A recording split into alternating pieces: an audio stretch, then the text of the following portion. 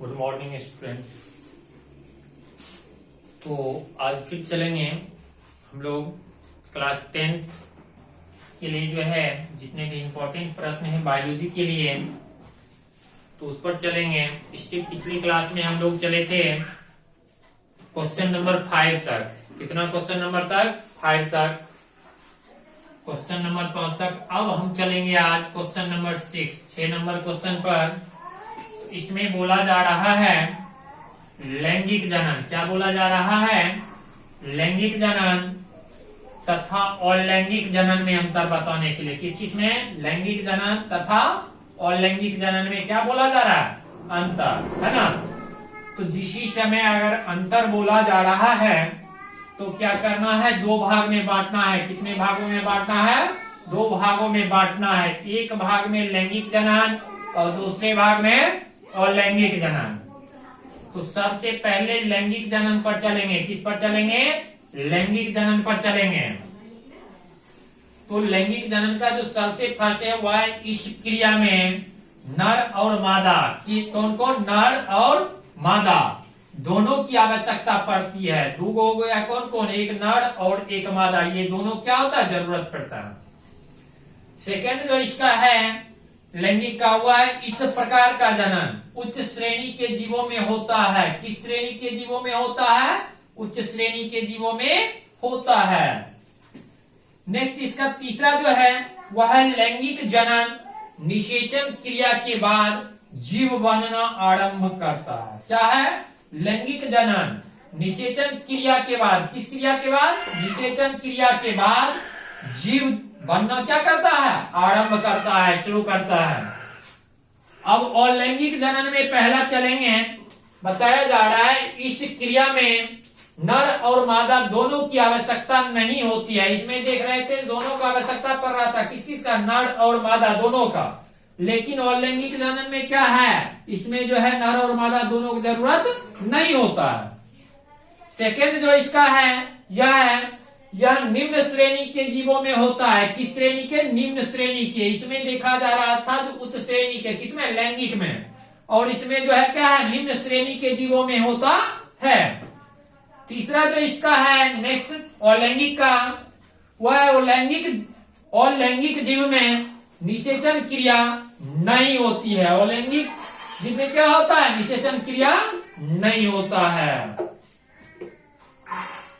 तो हम देख लिए लैंगिक तथा अलैंगिक जीव में अंतर, है ना। अब जो है हम लोग चलेंगे क्या?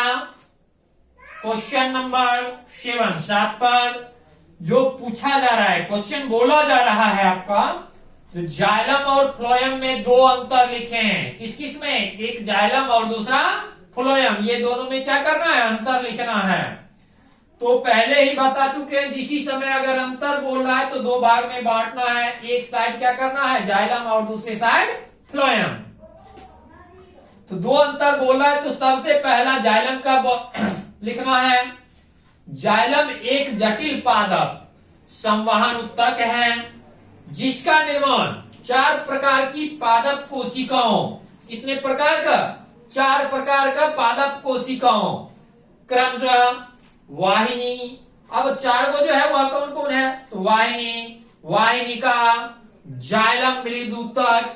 अब पहला हो गया वाहिनी, दूसरा हो गया वाहिनिका, जाइलम, तीसरा हो गया जाइलम मृदुतक और चौथा जो हो गया वह हो गया क्या? जाइलम तंतुओं के मिलने से होता है। चौथा जो हो गया जाइलम तंतु, ना। तो ये हो गया मिलने से होता है। नेक्स्ट जो इसका दूसरा है जाइलम का वह है जाइलम में 3 निर्जीव कोशिकाएं होती है। कितने निर्जीव कोशिकाएं होती है? 3 निर्जीव कोशिकाएं होती है।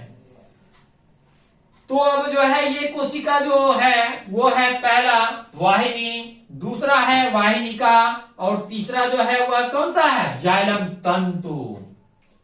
तो ये हम लोग देखे किसका? जाइलम का।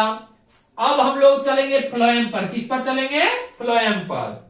तो फ्लोएम का जो पहला है वह है फ्लोएम एक जटिल संवहन उत्तक है। क्या है?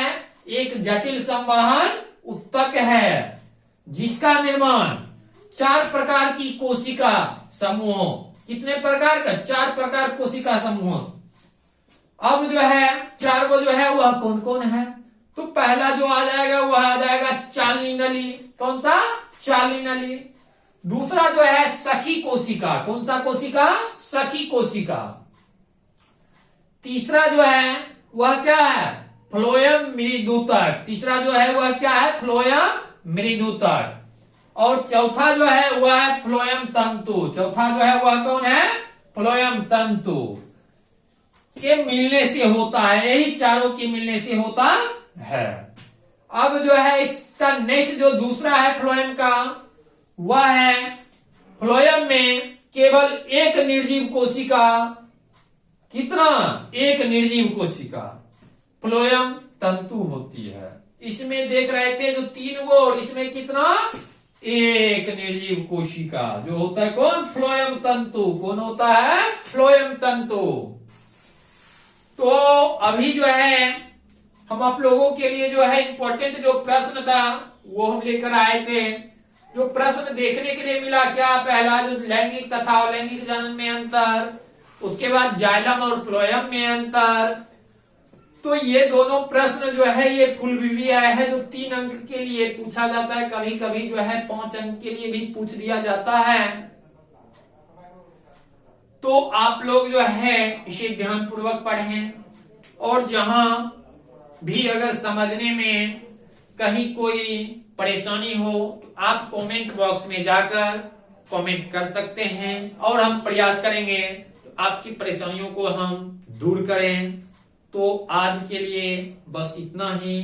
तब तक के लिए गुड नाइट।